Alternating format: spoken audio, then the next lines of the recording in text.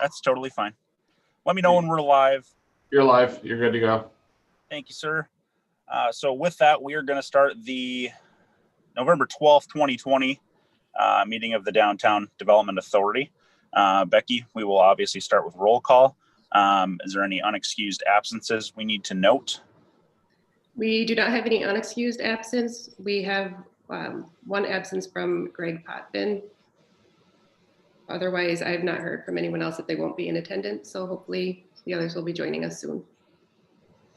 Obviously, we can probably say something about Greg towards the end here. Let's move to additions to the agenda.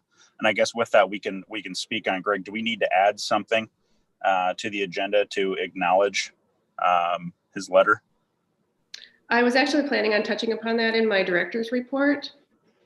Okay. But we need to add it as a separate agenda item. However, I do have an addition to the agenda, that being a request from Tom Beer for the board to review and renew the right of entry license that we approved for him back in April for GEI to do some soil boring testing in the North Main Street parking lot. Okay. I think we could add that to old business number 2. Beautiful. Nicole is taking notes today beautifully. I don't think we have anything else then to add to the agenda. That's correct. Perfect. Public comment. I know you had said we do have somebody that is in the waiting room. I don't know who's controlling. Is Sean still controlling everything here? I could go ahead and admit them. Let's bring them in. Okay.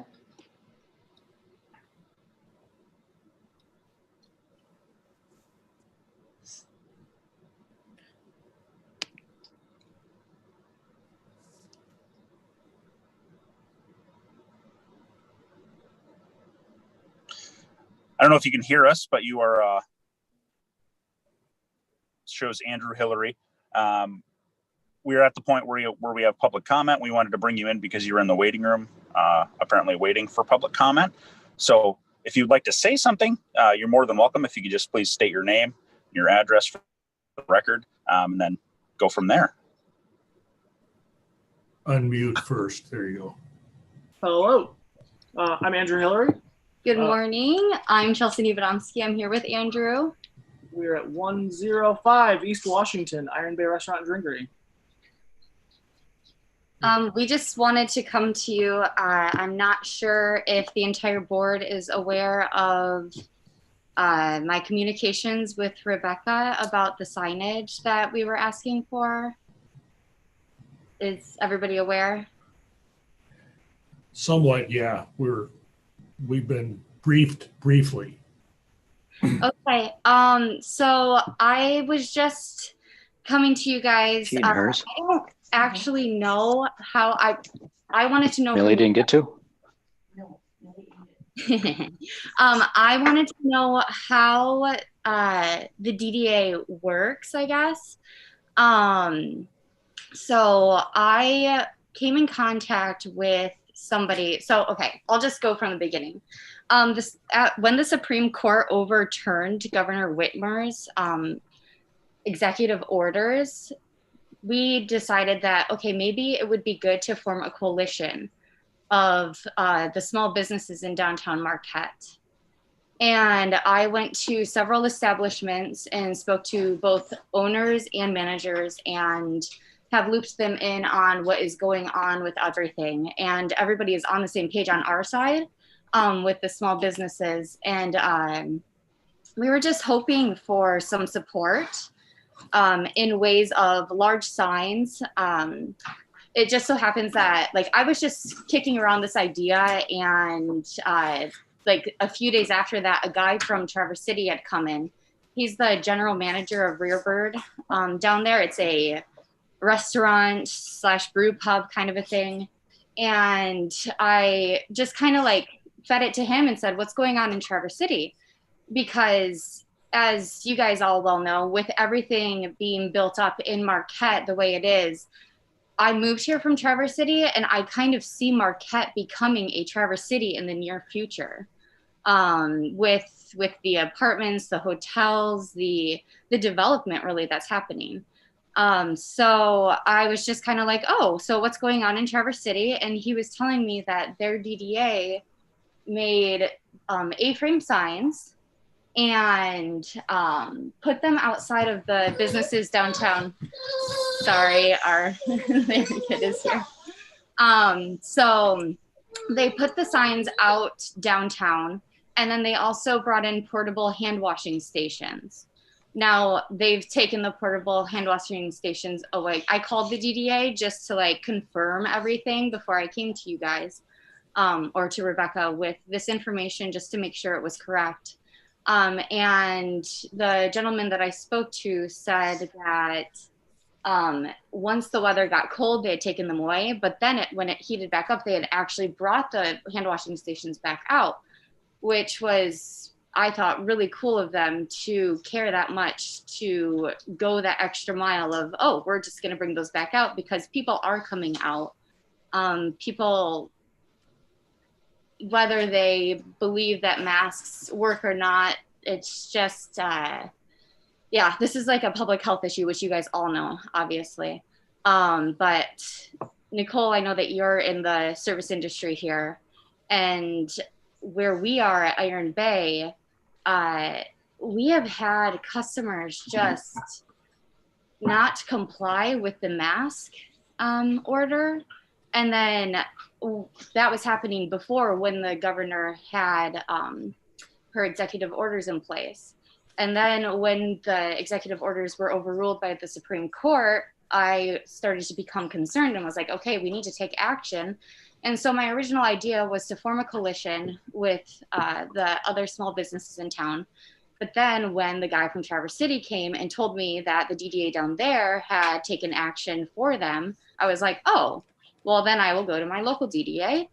And so I don't know. I just was hoping for a large sign that we could all post on our front doors. This was the original idea, like a large sign. I don't know if you guys are aware of like what the Delft signage looks like.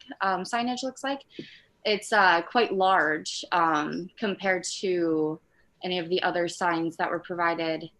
And so I was hoping for something around that size, since obviously they already have large signage, why go smaller than that?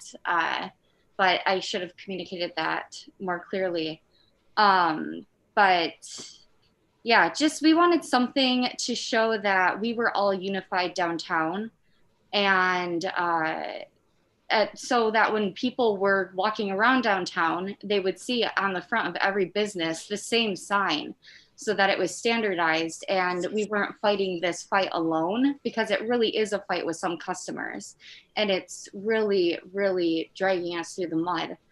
After all of this, and I know you guys probably have added stress to your plate as well during this pandemic. I mean, everybody does, with deaths and just added stress in general.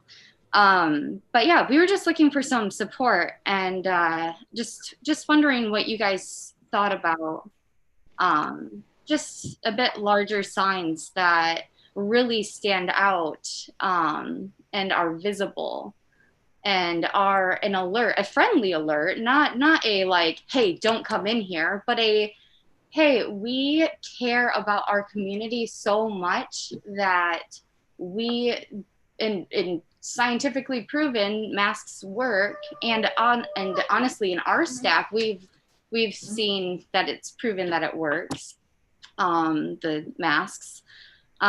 So yeah, I was just looking for a little bit. I don't know if everybody is seen the signs, but I was looking for something that would maybe be really effective. Okay. I definitely appreciate your feedback. Do we have any board member comment on or questions at this point? I will say, working in the service industry alongside all the other restaurants, I think the DDA has done an excellent job providing consistent signing that looks nice, that businesses did have the opportunity to get. Back when the quarantines first happened and the restaurant restrictions first happened, they look uniform, they look consistent, they have our colors on it. I can tell it's sponsored by the DDA. If you need extras of those signs that were already made, I'm sure we can get you those. My comment would also be to go to the Delph Bistro and see where they got their large signage. I personally don't think a small sign or a big sign is going to make someone who doesn't want to wear a mask give you less grief. And that's just something that the restaurant industry has to deal with right now. And it's unfortunate, but it's where we're at. So I think from the DDA standpoint, providing some signs is great. And that's what we're doing. But whether it's large or small isn't going to make someone who doesn't want to follow the rules follow the rules. So that's just my opinion. Mike, I believe you had something to say. Yeah, I just had a question. What's wrong with the signs that you have now? I mean, that the DDA has provided. I haven't heard that from you yet. Okay. So the signs that have been provided thus far, I don't believe that they're effective. People just walk right by them and don't notice them. And I was just hoping for something that would be worthy of pasting, like rather than the signs that each business has personally made, something that we can stand behind and be proud of like, here is a large sign that, and I understand that this is the predicament that we're in, but if we have a unified sign that we can all say, hey, our community is unified, then I feel that we could then say like more effectively to the customers that yes, you do need to wear a mask and we are all in this together. But the sign it's small and it doesn't stand out. And it does not convey anything other than just the very gentle, please wear a mask and social distance and wash your hands. And I don't know, I was just talking to the Traverse City people and they just seemed so passionate and in it together. And I see us moving in that way. And so I was hoping that we could step up and really show that we will show up in that way. We will, as a community, band together and really meet the public and say, sorry, but you must wear a mask. Like, this is our people's lives. It's your lives. And obviously, COVID is spread extremely easily when masks aren't worn. I would just like to jump in with a few comments, if I may. Sure. I do feel as though the signage we provided is consistent in messaging that it says right on it, Downtown Marquette cares. We appreciate your cooperation.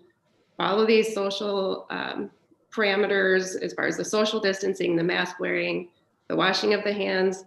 I mean, I quite frankly think that it gets the message across in a very positive and affirming way, and it does provide that unity and conformity across the entire district. It's branded with Downtown Marquette.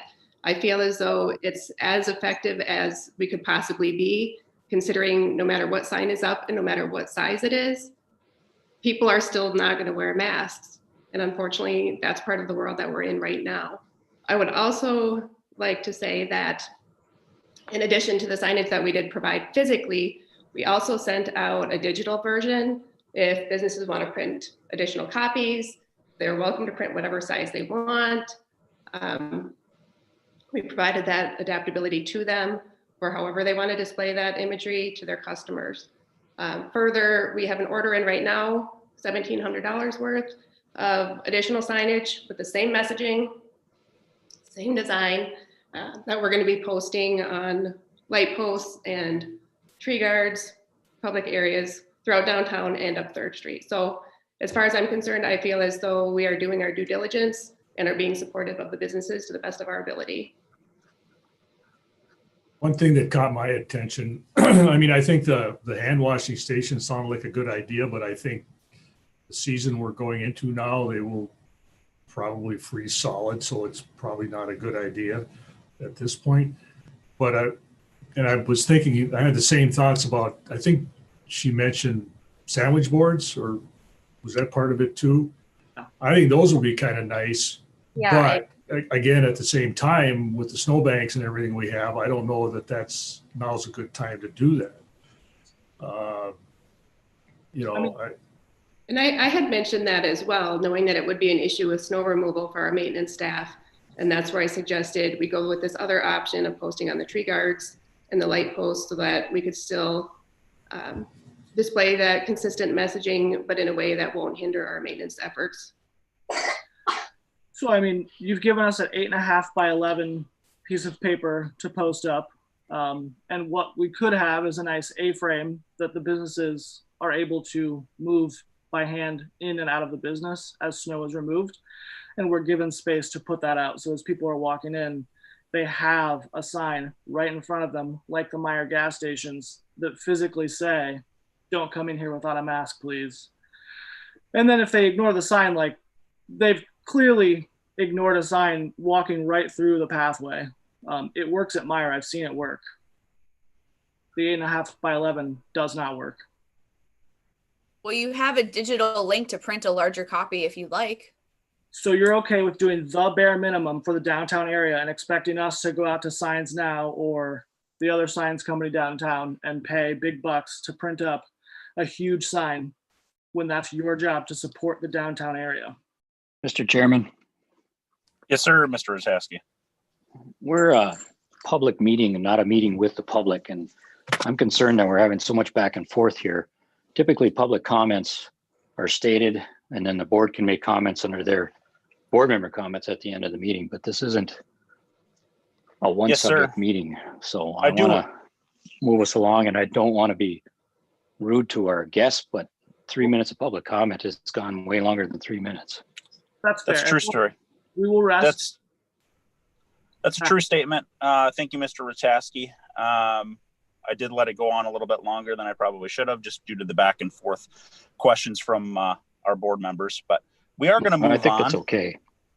Yeah, we're going to go ahead and move on at this point. And I do appreciate the comments from our people, our downtown businesses, and kind of pointing us in the direction of where they think we should be going. And I think that some of their points are actually pretty important to note. The unity and actually kind of moving in a way to where we can, show that we're all in this together is a very important step.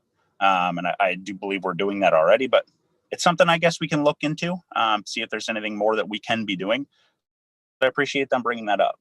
For the sake of our meeting, we're going to go ahead and move forward. Let's get to our consent agenda. Have you all had a chance to look at the minutes as well as the bills for approval, financial reports? Everyone had a chance to take a peek at those?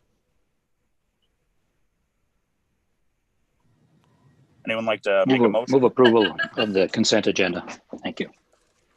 Support. Okay. We have a motion for approval and support from, I believe, it was Mr. Angeli. All in favor, say aye, please. Aye. All right. Aye. Aye. Any opposed? No one opposed. We'll go ahead and approve that. Let's move to old business. And I believe we added a second note there, but we're going to start with the final downtown plan. Becky, why don't you tell us about that? Sure. Well, you've all received the final draft, or final copy, I should say, of our downtown plan. I think it's very thorough. We've done a great job working with our consultant team for the past, going on a year, involving a number of stakeholders, obviously all of you and your important feedback, City Commission, the Planning Commission. It's really been a joint effort. I'm very proud of the final product. As you'll notice, the team, since we've looked at the plan last, has added the implementation chapter, as well as an action plan that I feel does a very adequate job of laying out their recommendations based on the priorities that we discussed as a board at our last meeting, kind of identifying a timeline for taking on those projects based on those priority ratings. And I think a lot of them are things that we're doing already on an ongoing basis, or initiatives that we've started already. And I do see some very important projects coming on the near horizon that I'm excited to take on. I would open it up to the board at this point. If you've had a chance to look at the plan, if you have any comments on it or what your thoughts are. Ultimately, I would be looking for the board to adopt the plan today. Sure. First, I would like to say that I'm in full support of adopting the plan, as we have paid for these guys to draw up a pretty comprehensive, great plan. I think they've done a great job. We've been through this whole process with them. I was looking at, all of the strategies that were in there last night, and just kind of, there are things we can do immediately. I like the idea of January, maybe starting to implement some of the parking things. Let's move forward and get some of this stuff rolling. But when it comes to the plan, how it is written out, I think we are fully ready to approve this as a DDA, in my opinion. I'll make a motion that we approve it. Sorry, Mr. Angeli. No, go ahead. Go ahead. I'll make a motion that we approve the plan as presented. And I really like the idea of going after, for a cliche, the low-hanging fruit. I'd like to start implementing as soon as possible. Thank you. I'll support it. A motion and support to adopt the downtown plan as drafted. All in favor, say aye, please. Aye. Aye. Any opposed? None. Okay, we're gonna go ahead and move on then. Our second piece of old business, Becky, that we added to the agenda. Why don't you hit on that? Sure. So as I mentioned earlier, back in April, we were approached by Tom Beer, who has an interest in possibly purchasing the North Main Street property. He, at that point, had requested a right of entry to have GEI do some soil boring testing on that property to determine what lies beneath, if you will. At that point, the DDA board did approve that right of entry, and the city then entered into an agreement for GEI to be able to go in and conduct that testing.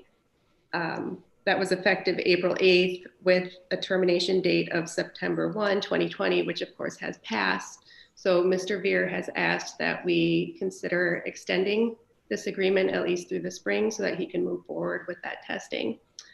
Just as another point of history, at our March meeting, when the board did approve access to the parking lot, it was with the stipulation that the results be shared with the city of Marquette.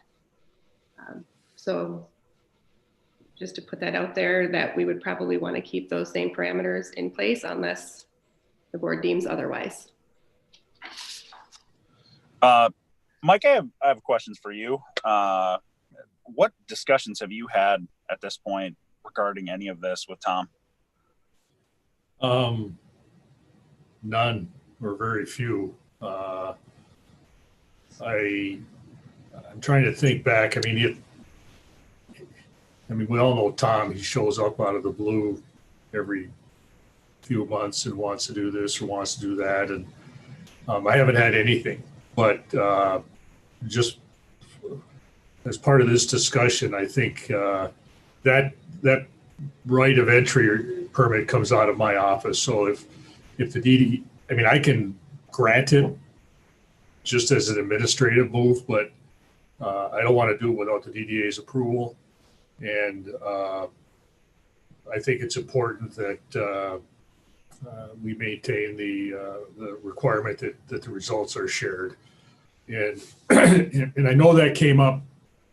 Tom wasn't happy with that in the beginning when we first did that because he doesn't. It's like sharing,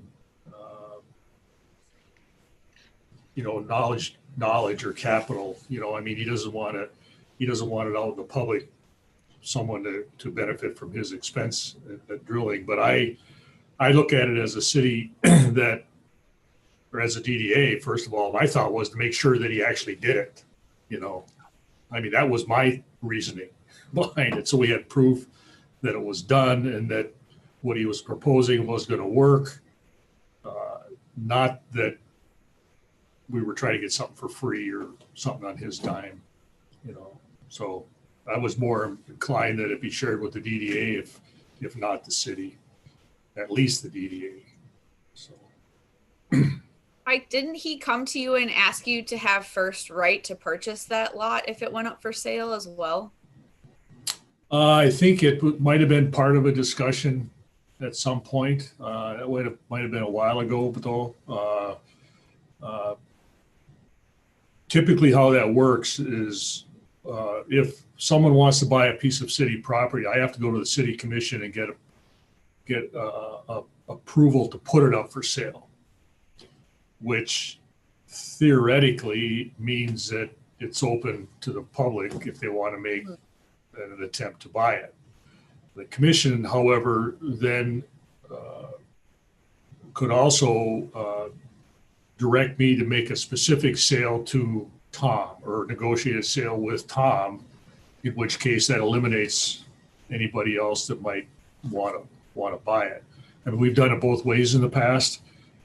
When we did the other parking lot, the one Bob Mahaney purchased, Tom wanted to buy that too, and there was some discussion in the beginning about letting the two of them bid against each other, and then that really gets to be a real quagmire for me, you know, if we get that kind of thing going on. And the commission eventually approved me to negotiate that sale with Viridia. So we're really at the beginning stages here, and we've been at the beginning stages for probably 3 years now. So, but the underlying theme that I want this board to always remember is that, you know, the city's not looking to sell that lot. Tom wants to buy it. And I would never feel comfortable going to the commission to sell that lot unless the DDA gave prior support or approval. And I don't think go ahead. Go ahead. Well, I would say, one more thought. I don't think the commission would sell it unless you guys supported it. Yeah. I think that was part of the conversation we had last time too, with him sharing the results, was we didn't want to like lead him down this path if we never really had the intention of selling it anyway. And that was part of sharing the results, was to make sure that what he was proposing could actually be done, because of the same problem we ran into with the South Main lot. Of when they did the soil samples, they realized they couldn't go as low as they wanted to, and therefore we were losing a lot of that proposed parking. And so we felt like we were going to be in the same situation with this parking lot with Tom Beer. I kind of have mixed feelings. I don't really want to have that lot sold, especially if it's going to be in construction at the same time as the North Main lot, because that's a lot of parking to lose all at once. But at the same time, if he, you know, we did agree to let him do those soil bearing samples before, I think if we were to make that move again, then put like a 6-month end date. So it's not just open ended. It should have an expiration date on it where he has, you know, this amount of time to complete the project again. I don't know. What does everybody else think? So my thoughts with this are similar to Nicole's, I guess, but maybe they're a little more blunt. Tom Beer has had his opportunity to do this at this point. In my opinion, that opportunity is expired. Us extending this is only opening us up to extending it again. Yeah. And I believe that there's nothing stopping Mr. Veer from coming to this board and asking for permission once again, or going to the city commission to ask for permission once again. But for us to just continue to extend almost ensures that this is not actually going to get done. And it's kind of wasting our time at that point, I believe. Maybe it's a little too blunt, but that's just how I feel. He's had his chance. That chance has come to an end. I agree with you. The only hindering thought there is because of COVID. Did that really mess up a lot of people's plans? And should we take that into consideration of this timeline, Yeah, my thoughts would be, I think we could be comfortable extending once for 6 months, and then if it goes beyond that, then Jeremy, we put you at the face of the DDA and be the blunt guy and say, you've had your chance, because I think we all understand that this could go on for years. It might be time to just nip it in the bud, but I would be okay with one more 6 month extension because of the COVID primarily. But then beyond that, I think it would be I think we should be done. Can I ask a question? Did Tom state why he was asking for the extension? Just that he is interested in moving forward at this time. Has he done any work there at all? Has he done any drilling or anything? No, not that I'm aware of. Okay. I mean, I understand the sentiment of extending due to COVID, but we do have a request from him that states nothing about COVID. Am I right? That's true. So, I mean, it isn't like he's outrightly saying, I need this extension because I wasn't able to do this because of COVID. I mean, I like everyone else, work under deadlines every day with my job. You can't ask for extensions all the time and expect them to just be granted. I have customers that I work with that ask for extensions due to, policy issues. And you know what? Most of the time we don't extend those things unless there's a good reason. I'm not understanding the good reason here to extend other than a courtesy from our well-being. So that is my take on that. So, Mike, if we were to not, as a board, decide to extend this request, could he would just go to you or go to the city commission and ask for it without DDA support? He could, but the discussion I would have with the mayor and pro tem, I would just tell him what's going on and that the DDA doesn't support this, and they would make a decision based on that. I mean, they may not even want to put it on the agenda. They may not want to even consider it if the DDA doesn't support it. So, I mean, he has that option, but I think I've always made it pretty clear to him that I would never recommend anything to the commission to support if the DDA doesn't support it. Doesn't mean they have to listen to me, but Well, I think if we do, say, hey, we don't want to extend this, it's not preventing Tom from coming back here and asking for it again. I'm just saying, I don't know that I'm comfortable just, continuously extending this deadline that we've already put forward. I mean, because once again, he can come here to the next meeting and ask for 6 months from then, if he would like. At least then maybe we light the fire under him to actually get something done with this. I hate that. How about this? How about that we, deny the extension, but ask Becky to reach out to him to say, come back to us when you actually have a time scheduled to do the drilling or to do the testing, and we'll approve the right of entry, and then I can issue it out of my office here. I have a question. Why wouldn't, what is the harm in just extending it? If it's a business owner and Tom has a great track record of doing what he doesn't have a great track record. No? That's the problem. Oh, okay. Well, it just seems like what he's done for the community with the Delft and Donkers and involvement in Black Rocks that he does provide. He does, but I think what we've all come to understand is that he takes forever. The Delft project took 10 or 12 years, and it's just with him, it's always just moving, rolling, and nothing ever getting accomplished in a timely fashion. And I think what Jeremy's talking about mostly is putting the onus back on him to actually do what he said he was going to do. And we can extend it. It's no skin off of our nose, I don't think. It's just that I tend to agree 6 months from now he'll come back and say, well, I need another extension. It's likely he will do that. But there is no Yeah. harm in it. It's just us trying to move this stuff along.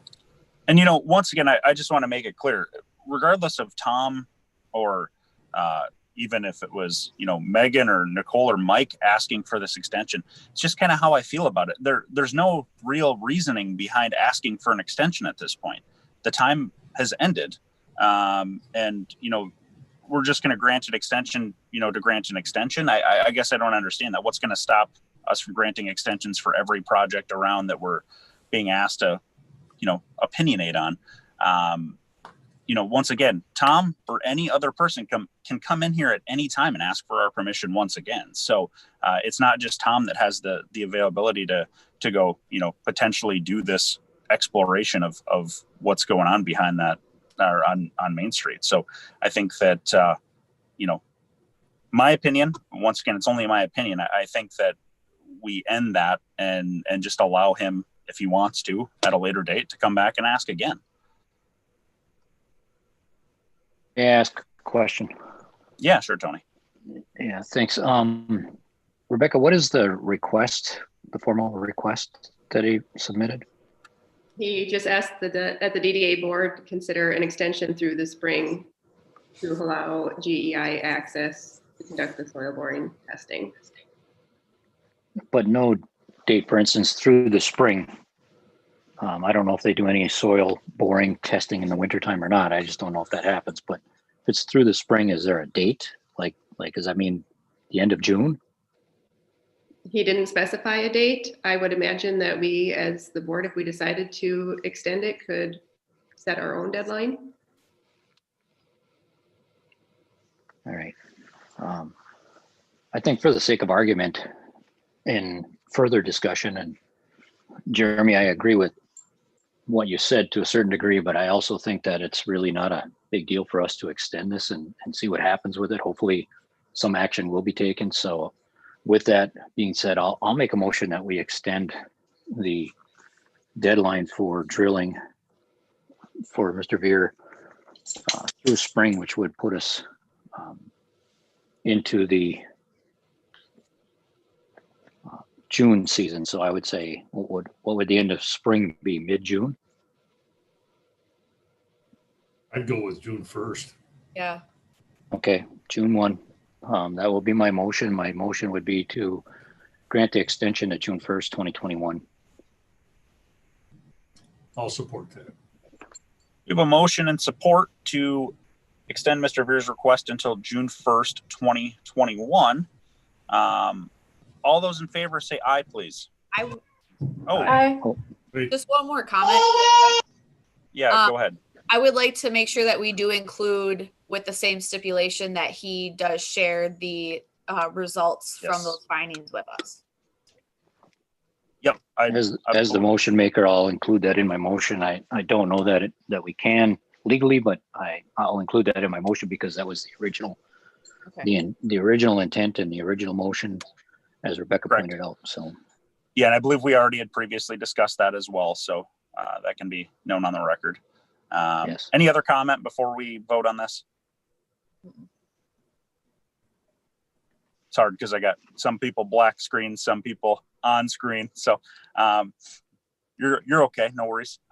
Okay. All those in favor of the motion from Mr. Ratasky to extend Mr. Veer's request until June 1st, say aye, please. Aye. Aye. And I am opposed. Note that. So that's going to go ahead and pass.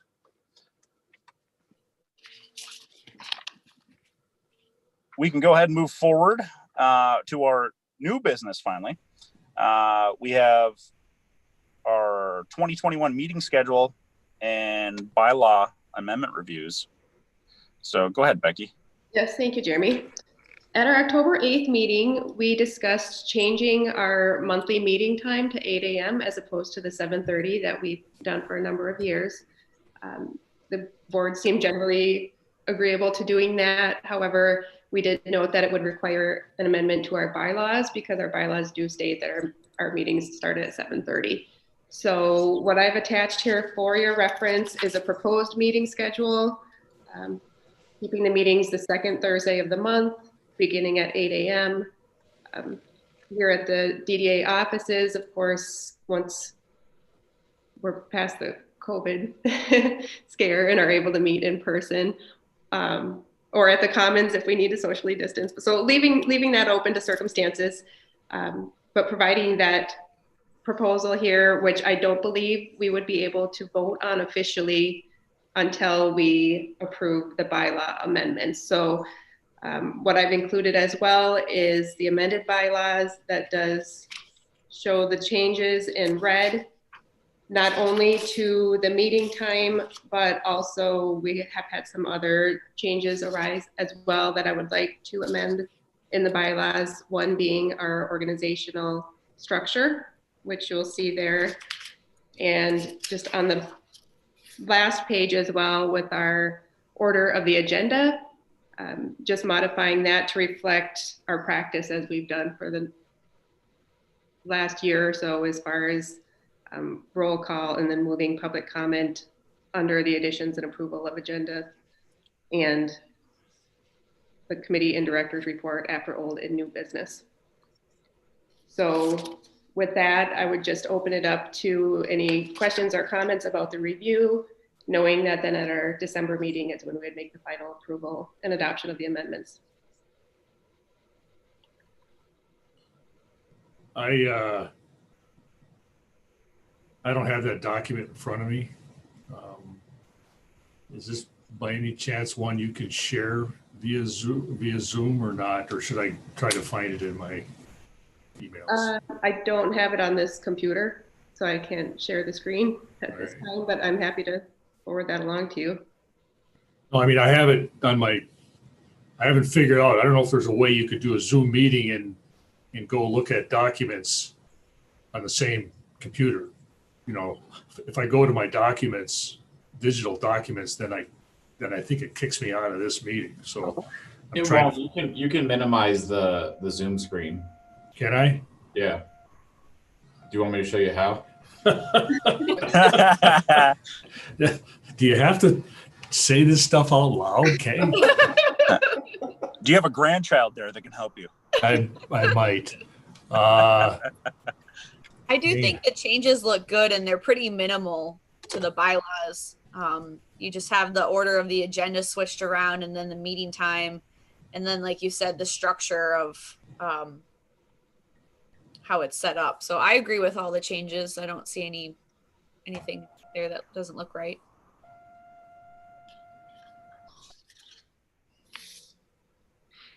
I found the agenda. You have to scroll through that entire downtown plan, Mike.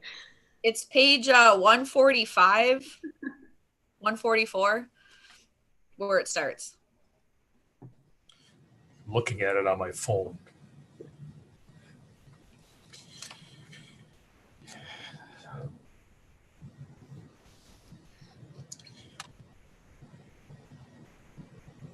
Oh, Jesus.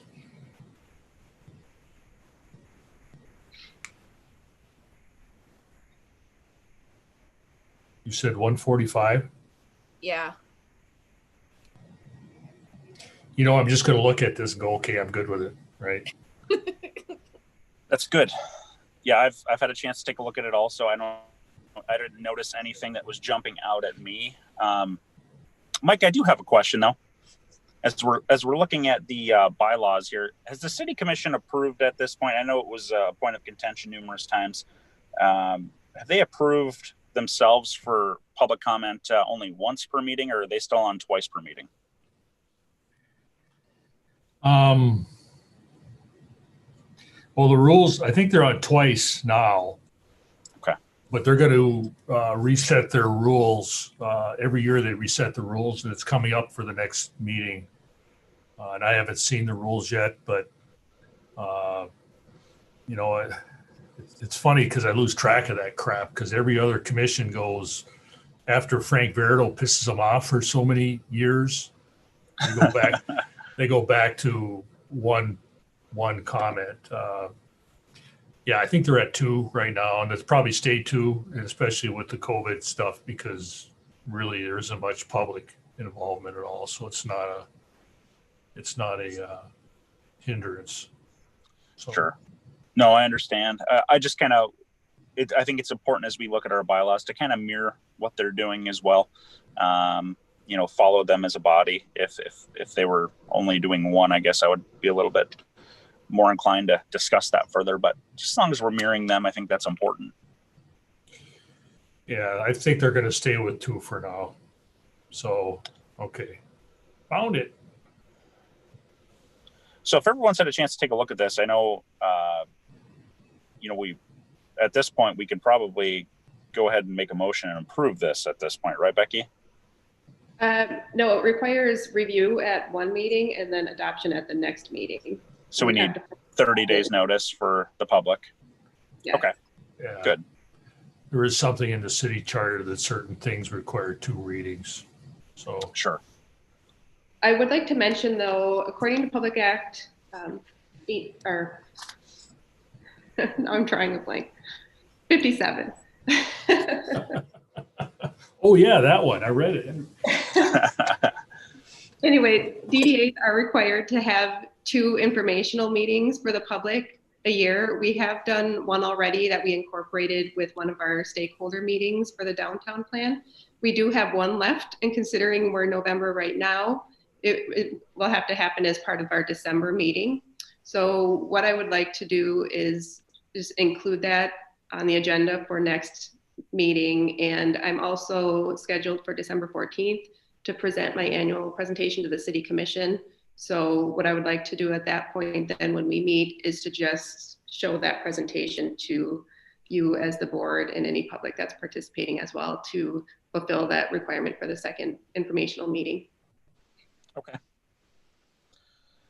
Well, for the sake of discussion, do we have anything else that we need to state with our meeting schedule and the bylaw amendments at this point? Anyone else have a comment on that?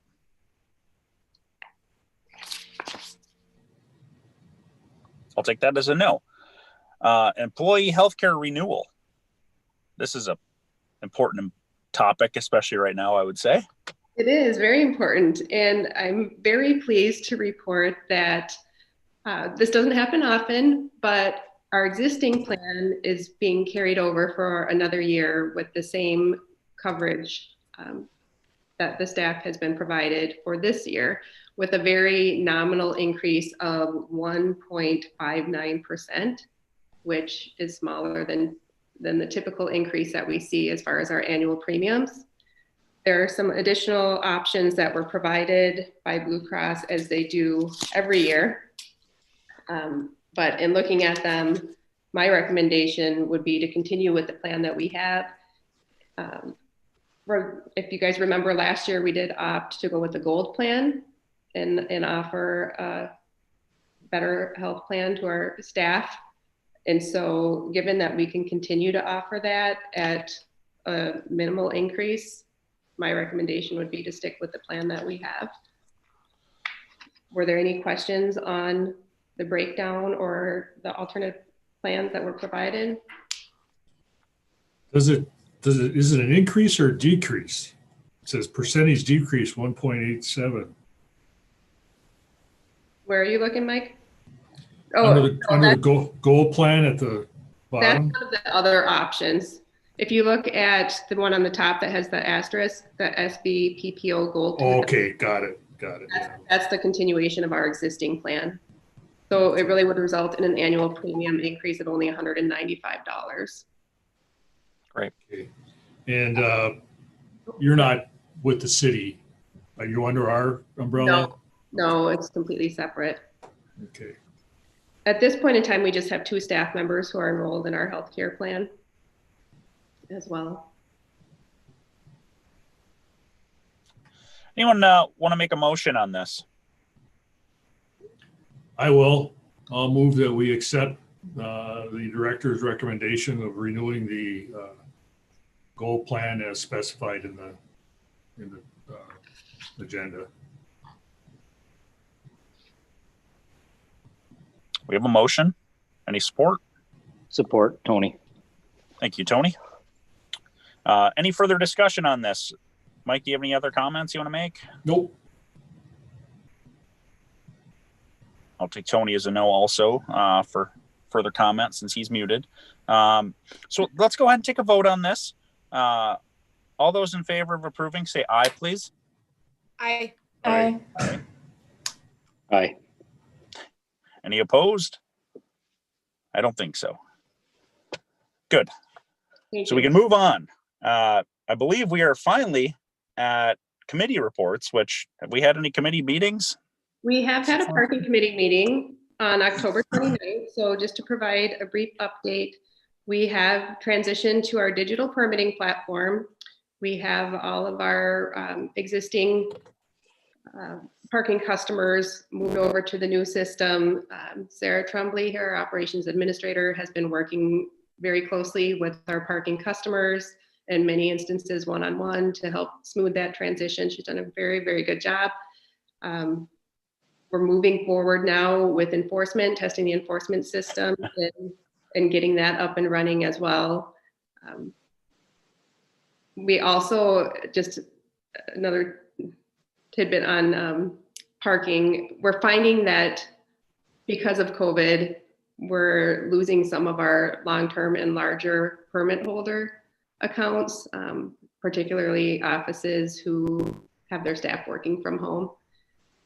And I think we're going to continue to find that for the duration of COVID. So that will look to impact our parking revenues moving forward. But I mean, it's a necessary part of COVID and dealing with COVID. And so we'll have to just make any adjustments and continue to monitor that situation. We're looking to, again, offer up our free holiday parking after 3, beginning November 26th, Thanksgiving through the end of the year. And we also have a pay station trial set up to try a new Loop 2 pay station. It's a different model, different company than what we currently have. It'll be a 45-day trial that we look to start next week. We'll be doing the installation, swapping out the pay station that's in the North Main Street right now with this new version so that we can test out not only the user experience from the front end, but the back end management system as well. Awesome. If things move forward and we like it and it suits our needs, we would look to install those pay stations next spring when we do the Washington Street project and put the pay stations on the street as opposed to the parking meters. So that's the basic rundown of parking. You guys have any questions? Nope. Okay. Also, we haven't had a promotions and business development committee meeting because we don't have any active members at this time, board members on that subcommittee, but I am going to use this opportunity to just provide an update to you on what we've got going for promotions coming into the holidays. It's very difficult under the COVID circumstances to have the large scale events that we typically do. So we are looking to modify our events to make them safe and still provide that activity encouragement to support the businesses downtown. Right now we're in the midst of local fall harvest restaurant week. That continues through November 14th. We have 11 restaurants participating, doing some advertising on the radio, Instagram, website, a lot of social media presence surrounding this event. Also, next week, November 15th to the 21st is our Ladies Week. So longer than our traditional Ladies Night. We aren't doing the passports. We're not encouraging refreshments at the participating restaurants. It's more having them do their own drawings and in-store events over the course of that week-long period. We're putting together a downtown Marquette holiday gift guide where we've asked businesses to submit one of their great gift ideas or offerings with a little bit of background about their business that then will be put together in a guide that will be shared for Small Business Saturday and also via our social media channels as well to highlight some of the great gift ideas that are available at our shops downtown. Awesome.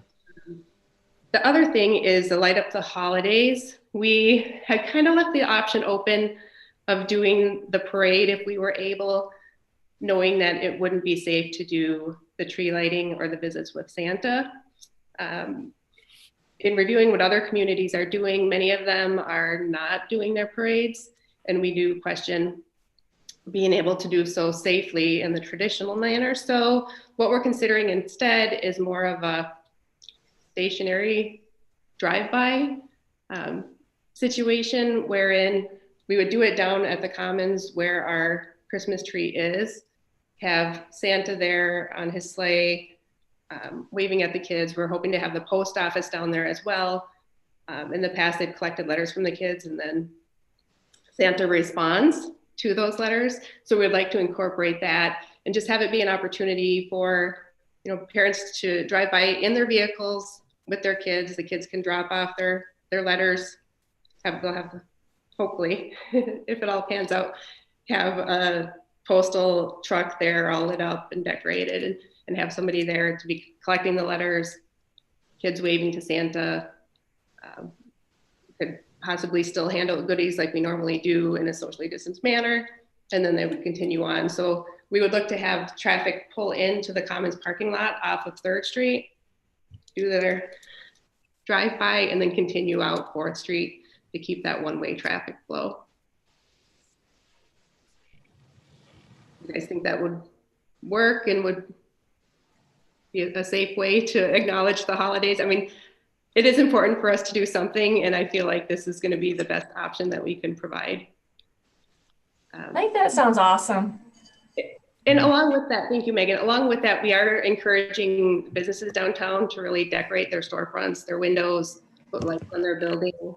We're planning on having a contest involved with that as well, where people could submit their votes for their favorite storefront and then have prizes. We're looking into an advertising package with TV6 as the grand prize. So in essence, what we're hoping that would do is have this grand unveiling the same night as this drive-through parade. And so people could drive around downtown, take in the sights, come see Santa, and start the holiday season. Tell me again, where are they going to see Santa? In the Commons parking lot in front of the city Christmas tree. I thought we were not going to do the Santa thing because of the, We're not doing the official tree lighting where people are Right. gathering around to see the tree. The tree will be lit already. It would just be Santa in Right. his. So, I mean, are the kids going to go sit on his lap too, or No. just wave at him? They would just wave from their car. It would all have Okay. to be socially distanced in All their right. vehicles. I mean, it's not ideal, I know, but we're trying to think outside the box. I mean, I think it's thinking outside the box. I think it's great. I mean, we live in a strange time, as we all know. So Marquette County, especially, and the entire UP, we're exploding with COVID. We have business owners coming in here worried about it. Clearly, it's something that we are taking seriously, and this is something that kind of just proves that. I think it's a great adaptation of what we've already done. And I agree with Megan. I think it's great. I think it's awesome. I think you put people in their cars, let them drive by, as long as we have it organized, which it sounds like you do. I think it's great. I'll be there, waving to Santa as well. It'll be awesome. And I don't have to get 3 kids out of the car and drag them around in the cold. I'll just whirl down the Exactly. window. Great. Right. We Yes. did have an idea to do a Zoom Santa, but I'm not sure how we could pull that off. Yeah. Yeah, it's a nice idea, especially with the postal truck and the letters. I think that's cute. And then Rebecca, I just wanted to comment to you too about Restaurant Week. I did see a Facebook thread where there was some negative comments from some people about hosting Restaurant Week. And I just wanted to say, I felt like the DDA responded very nice. It was really professional. You guys stood up for yourselves and what we're doing, pointing out that there is to-go available and still trying to support the downtown restaurants through all this. And I just thought it was handled really nicely. So just wanted to say that. Thank you, Nicole. I'll pass that on to Tara. Yeah. Okay, that's it as far as committee reports. Okay, well, that's good. Why don't we just go ahead and move to your director report since you love to keep talking to us. Yeah, I feel a bit remiss that we didn't do this earlier, but I do want to officially welcome Megan Morrison to our board.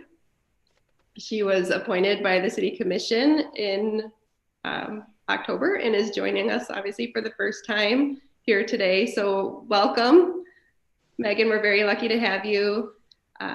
Megan's taking over for Karen's unfinished term that would have been done at the end of this year, and then has also been appointed for her own 4-year term through 2025. Oh, Did you know that, Megan? yes.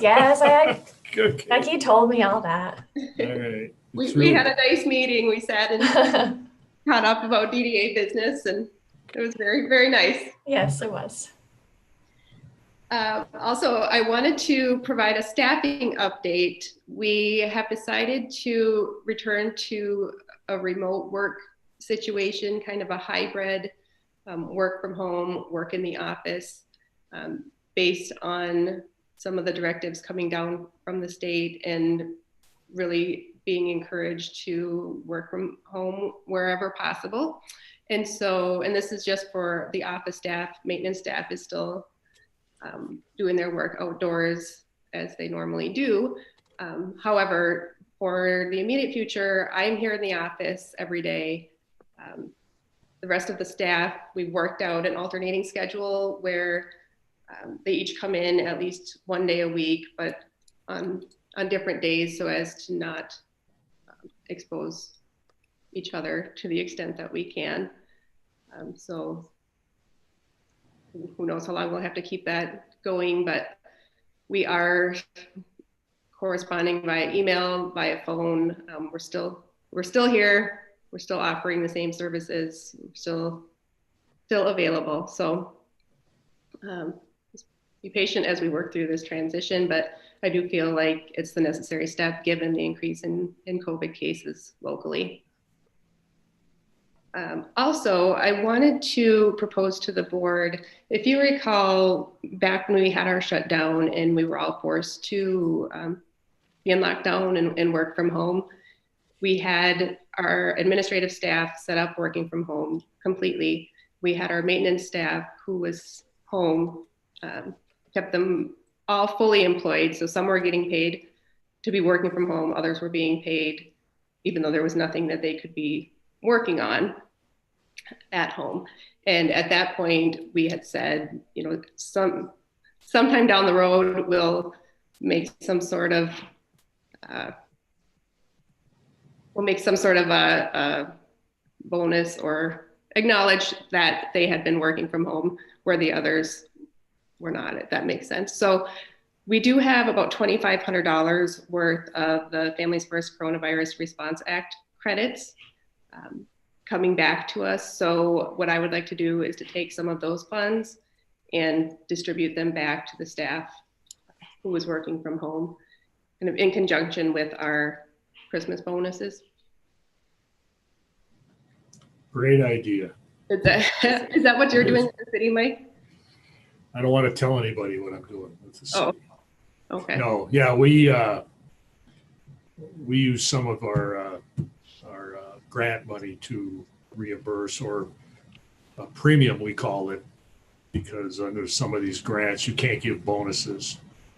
You have to be, has to be a premium and explained why, you know, the relationship. And so yeah, we did that. And I think, you know, what I did was I spent some time, it was very subjective, but gauging the amount of effort that people put in or the circumstances they were in during the COVID depended on how much they got. So if you were here every day, all day, you got more. If you were here once in a while, you got less. So yeah, I like the idea. I think it's, and we're not talking about a lot of money here either. So. Right. I agree, but it's something that acknowledges the additional effort that they put forth. So you got 2,500, we'll give 2,000 to you, and you can divide the 500 up among everybody else. That's what the board wants.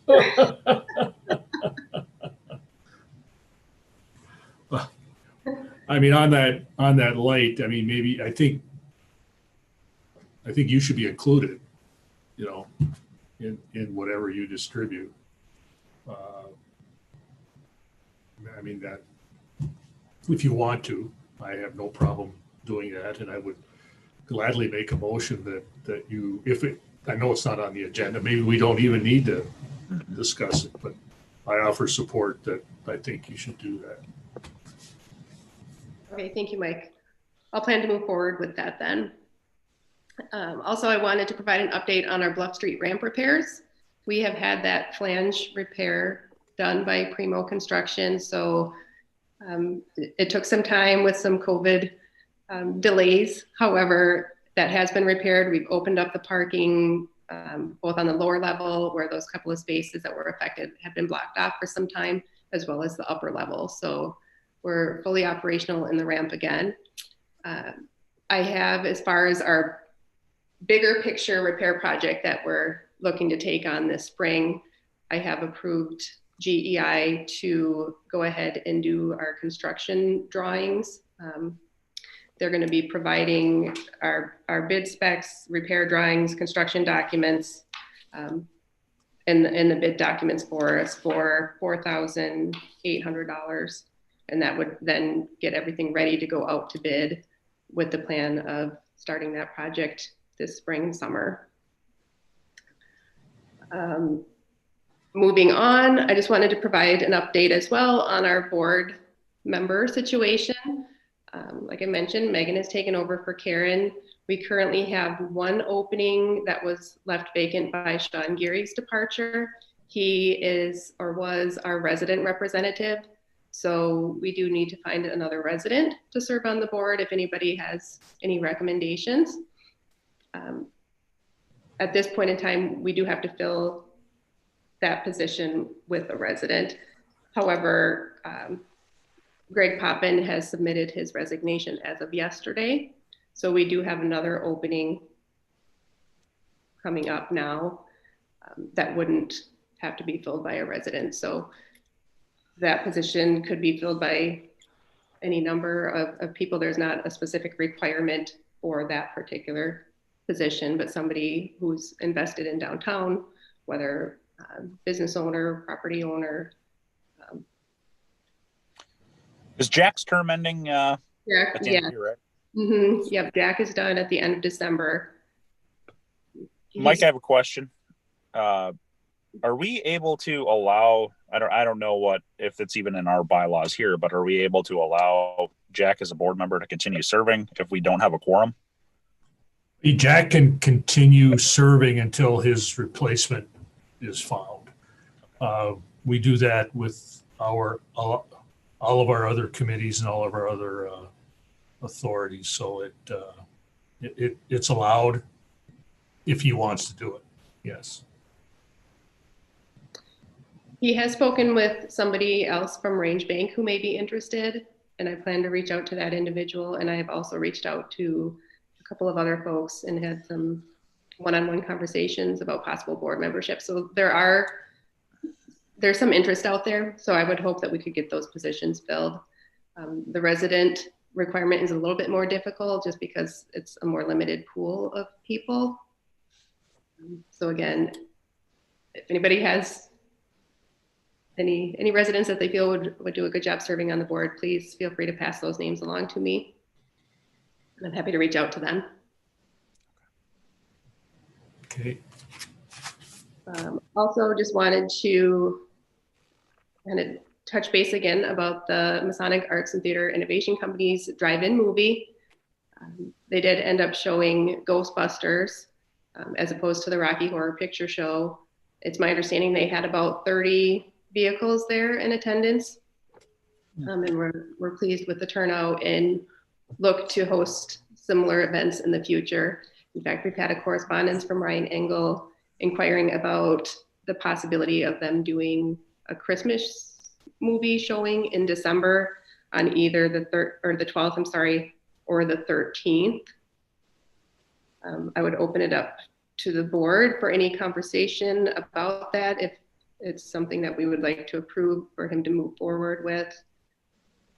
If they do look to continue this long-term, I would prefer to have them submit an event support proposal for a series of dates so as to not have to come back to the board for approval for each showing that they want to do, given that this one is coming up in December and there's really limited time. I wanted to bring it to the board's attention for any potential discussion today. Yeah, since this was a point of issue with our, our last showing from those guys, I would like to wait and see what the movie is. And I think moving forward that if they're going to request dates, they should also inform us on what those movies are. And normally I wouldn't say that, but remember they were going to play the Rocky Horror Picture Show downtown during hours where children were around, and it was an issue for this board, which we had to discuss on. So I think that we probably need to know what the movie is at this point, unfortunately.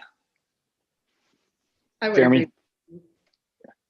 I think we could go forward with a motion to take some of the pressure off of the ladies in the office if it's a PG movie or less. I think what they're planning on showing, and because he didn't put it in his proposal, and I just know because I rent in that building, they're talking about showing The Grinch, I think, one of the Grinch movies. So it's family friendly, but my suggestion would be that we pass a motion. Is PG acceptable? PG-13 acceptable? I think so. Yeah. I will make this a motion. Then I would make a motion that we approve the Masonics Christmas program if the film is rated PG-13 or better. And with that, I would also say that at some point we'll see what happens here, but I think they're just getting their feet started. I think it could be a really cool program if they continue to show movies on a regular basis. I think we could develop some type of a policy for that. But for now, I would authorize the executive director at her discretion to go forward with a Christmas showing at the Masonic. No, that's the form of a motion, if that's okay. I think we got that. I'll support that. So we have a motion and support to allow them to show a movie that is rated PG-13 or better. And I think as we move forward with this, just kind of echoing Tony, I think that that's a good guideline for the future to keep the work down for the ladies in our office, especially if we allow this to continue being rented. I don't care what the movie is. I don't think anyone else does, as long as it's appropriate. And that's kind of the deal with it. So I think that's a great motion. Is there any further comment on that before we vote? I just have one stupid question for Becky. Yeah. Does the volume transmit it? Is it out via the radio or? It's through a radio transmitter. So there's actually no outdoor Speakers. sound. It's all Okay. in people's vehicles directly. All right. Very good. Thank No you. further comment? Okay, let's go ahead. Well, we got to take a vote on that, Becky. Let's all in favor of approving, say aye, please. I Aye. No one's opposed, I don't believe. So let's go ahead and move forward then. Sorry. Thanks. I will let Ryan know. Also, just a couple of other things I wanted to make you aware of, that we did partner with the Lake Superior Community Partnership, as well as the Ishpeming-Negaunee Chamber of Commerce and the Ishpeming and Negaunee DDAs on a webinar just this past Tuesday, November 10th. And that was open to businesses, and it was all on holiday shopping, what to expect as far as consumer behavior, and a lot of good recommendations as far as how to adapt your business to accommodate those anticipated behaviors. So very happy to have partnered with that group and provided some valuable information to the businesses. The Tie House has completed their facade improvement grant. I think it looks amazing. It's a very dramatic transformation. We've submitted their reimbursement check to them. So for all intents and purposes, that is another successful facade project in the books. We do have the 2 others that are ongoing at this point, just as a reminder, being Black Rocks and then the Quinnell Law Office. Encountered some delays as far as getting construction started in the fall, but they look to hit the ground running in the spring. So looking forward to those 2 as well. And just to provide a brief update on the farmers market, we have transitioned back to our online platform. This past Saturday was the first pickup, went very smoothly. I think we learned a lot the first time around, that we were able to apply our good practices and make some modifications where improvements were necessary, and it went very smoothly. We look to continue that through December 19th. And that's all I have as far as director's report. Okay. Well, thank you so much, Becky. At this point, I guess we can get to board member comment. Usually I like to start with Mike, but he's not at his desk. Well, we'll go to you, Nicole. I'm confused. Should I take my own notes or no? Just kidding. I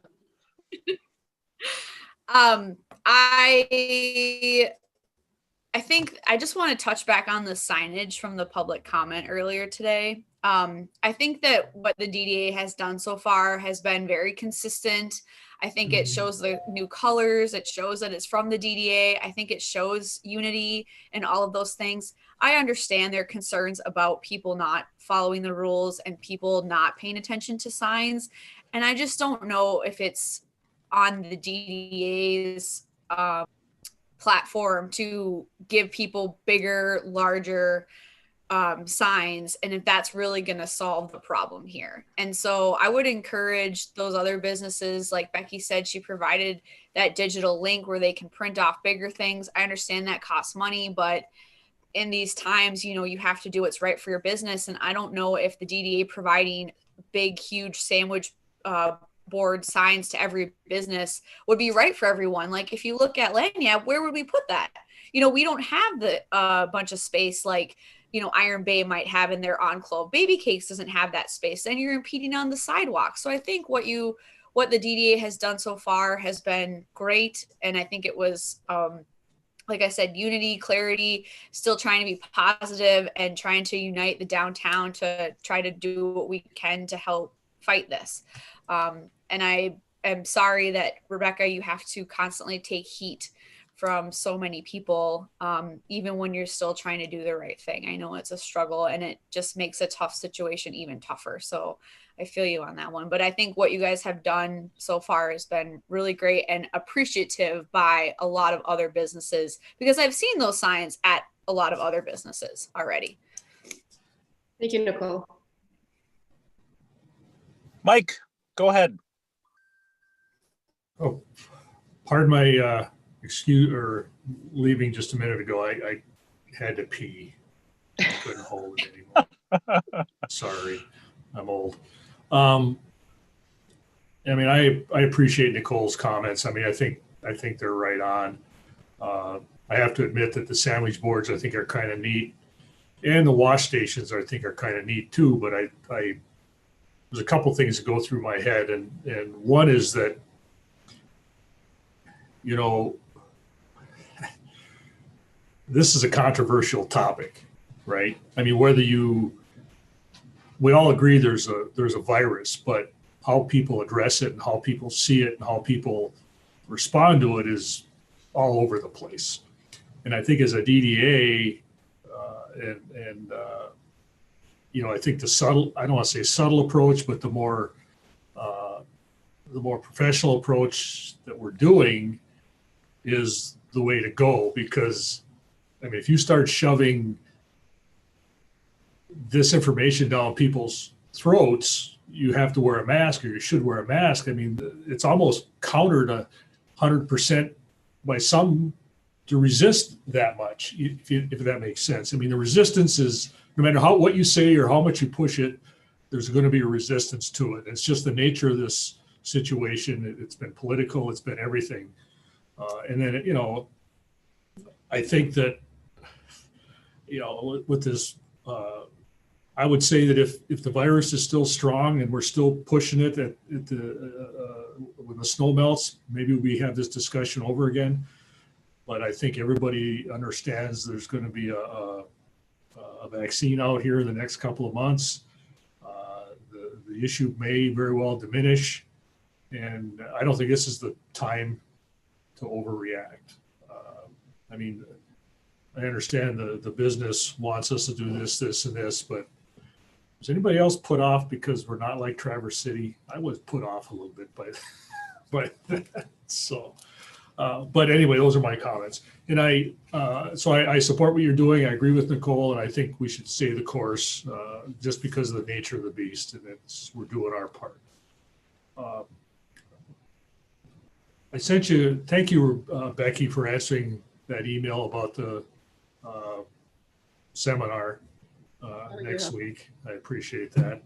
I sent you another email, and the governor's office put out a news release related to Michigan Small Business Restart grants. And I guess what I'm wondering is this the grants that we already did like 6 months ago, or do you know what they are? Have you heard of them? I have not. I will definitely look into them. The grant that we received a couple months ago was through the MEDC Match on Main. Right.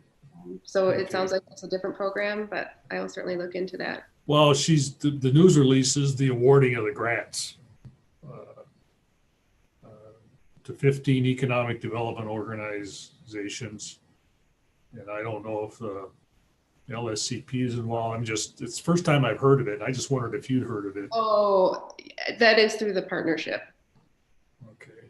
So I guess I'd be curious to know if you ever hear, I could share with my commission if any of the local businesses benefit from this program. I mean, I think my commission would be interested in knowing if that information becomes available, because the news release really doesn't. It's long, but a lot of it just goes to Detroit, which is surprising. So just if you hear anything about it, I just appreciate knowing. Sure. And also, we have conducted another survey of our downtown businesses recently, and we're just in the process now of compiling the results, and I'll be sharing those with you, Mike, if you'd like to forward them on to the city commission. Sure. And to the mayor, and then I'll also provide an update. Yeah, and you probably, when you give your presentation, you'll be asked those kind of questions. You might very well be asked about this particular restart grant that I'm talking about as well. So thank you. That's all I have, Mr. Chairman. Thank you, Mr. Angeli. Tony, do you have any board member comment today? Yes, I do. Thank you. I'll be brief. I do also support what the DDA has done for signage. And one concern that I have is if you start putting out hand washing stations, who maintains them? People will gather by them, and who cleans them? I support the idea of that, but then it's our maintenance people that have to probably maintain them. So again, support what the DDA is doing with signage. Appreciate it. And I don't see any reason a business couldn't make their own sign and post it. I think others have done that. Thank you. That's all I have. Thank you, Tony. I agree with you fully. Basically, I guess first I would like to, as a board, thank and appreciate Megan for hopping on the board. She had to step away in COVID times to get her kids off and ready for school. So I think it's important to acknowledge that these are just the times we're living in, and it's great to see someone step up and join our board that is wanting to do that and contribute to the downtown. Bouncing off of everyone else's comments, I mean, I guess I can't help but do that. I agree that the DDA has been fully transparent. I think people need to understand that, each business needs to kind of govern itself. It's not a government entity or, this entity's job to jump in and start telling other businesses what to do. I've been as hardcore on COVID as anyone I know, and I've broken relationships and families because of it, and it's been terrible. And that's just kind of where we are as a society. But it scares me to think that, you know, we have businesses that are worried about this from the standpoint that they're going to go to their government entity and start saying we're not doing enough. So I urge Becky and I urge the DDA to reach out, you know, to those businesses and maybe, you know, try to get them on the same page as us and kind of understand where we're coming from, because I don't think that they necessarily do realize what we do. And, you know, the limitations we have from a financial standpoint to be able to print A-frame signage for every business, it's just not a realistic opportunity that we can provide. But I do think some of those concerns are valid. I mean, I would like to see a more united front on this, and I think that we have been that way, but I don't think we can ever try to stop building off of that. So with that, I guess that's enough of me rambling on. I appreciate everyone coming to the meeting today. I would say continue looking forward to holding Zoom meetings. Doesn't look like the numbers are getting any better. And unless anyone else has got anything to say, I'm just going to adjourn the meeting. I have one more question. Sure. Rebecca, did you hear from Jack or Jim during the meeting at all? I have not, no. Okay. So are they then used for the minutes, or how do you handle that? It would be noted as absent without prior notification is how I typically list it. Mm-hmm. Okay. Any other comment that I'm going to go ahead and. Sorry. I just wanted to say thank you again to Nicole for taking the minutes. Yeah. Was it nice to have your hands relaxed during the meeting? Very much appreciate it. Yeah, I appreciate it too. Thank you. Yeah. Have a good day, everyone. Good meeting. Okay, take care. All right, meeting adjourned, guys. Yeah, happy Take care. Thanksgiving. Yes, you too. Be safe. Bye-bye, everybody. Bye-bye now. Bye.